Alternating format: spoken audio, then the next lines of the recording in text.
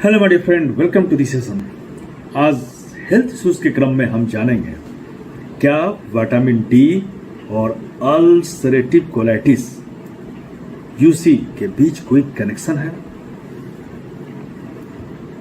UC यानी ulcerative colitis से जूझ रहे लोगों में अक्सर विटामिन डी की कमी पाई जाती है। यह कमी इन्फ्लामेशन, लक्षणों की गंभीरता और कोलन कैंसर के रिस्क को बढ़ा सकता है। अब यह जानना आवश्यक है कि कैसे करता है विटामिन डी मदद। विटामिन डी गट बैक्टीरिया को स्ट्रांग बनाता है। कमजोर आंतों की परत से बैक्टीरिया तुरंत अंदर पहुंच जाता है और सूजन को बढ़ाता है। विटामिन डी इन गैप्स को भरने में मदद करता है। कमजोर आंतों में जो बैक्टीरिया अंदर पहुंच जाता है, ये गैप के कारण पहुंचता है और ये कमजोर आंतों में होता है और बैक्टीरिया इस गैप का फायदा उठाता है। लेकिन विटामिन डी जो है, जो गैप उत्पन्न होता है कमजोर आंतों में, इनको भरने की कोशिश करता है।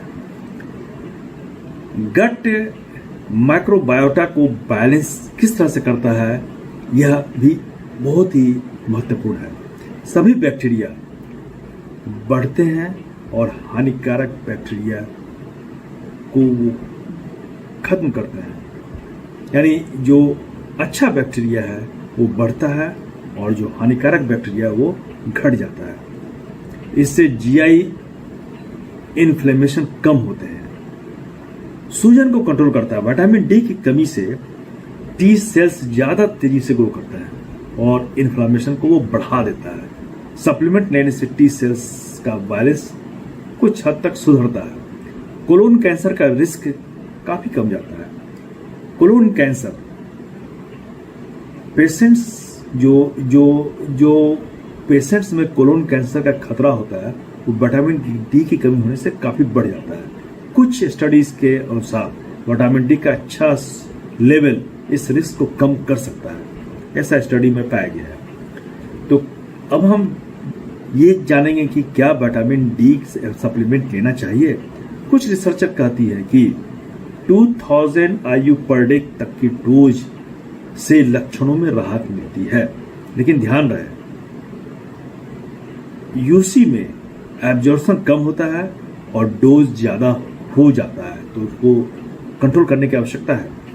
ज्यादा डोज से विटामिन डी टॉक्सिसिटी भी हो सकती है, लेकिन डॉक्टर से सलाह काफी जरूरी है। अब सही डोज क्या है? अगर माइल्ड डिफिशियंसी है तो 1000 to 2000 IU पर डे, और सीवियर डिफिशियंसी है तो 4000 IU पर डे, और मेंटेनेंस के लिए अगर लेना है तो 800 to 1000 IU per day FDA DB। Vitamin D immune system को बूस्ट करता है और गट हेल्थ को सुधारता है। अल्सराइटिस कोलोन में इसकी कमी से फाइबर अप्स और सूजन कैंसर का रिस्क बढ़ जाता है। लेकिन सप्लीमेंट से फायदा हर किसी को हो ऐसा पक्का नहीं है।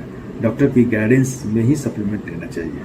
इस तरह से विटामिन डी की डिफिशियंसी अगर हम नेचुरल रूप में शुरू से ही पूरी करें तो इन सभी परेशानियों से हम बच सकते हैं, क्योंकि विटामिन डी का सप्लीमेंट्स भी कोई जोड़ी नहीं है कि इन कमियों को, इन बीमारियों को वो ठीक करें। डॉक्टर से सलाह लेकर विटामिन डी का सप्लीमेंट्स लिया जाता है, लेकिन अगर शुरू से ही ध्यान दिया जाए विटामिन डी की कमी को रोका जा सकता है और ये सभी जो कोलोन कैंसर का रिस्क, इन्फ्लामेशन और जो गट की जो बीमारियां हैं, इनको काफी हद तक कंट्रोल किया जा सकता है। विटामिन डी का नेचुरल सही डोज जो है काफी आवश्यक है। धन्यवाद।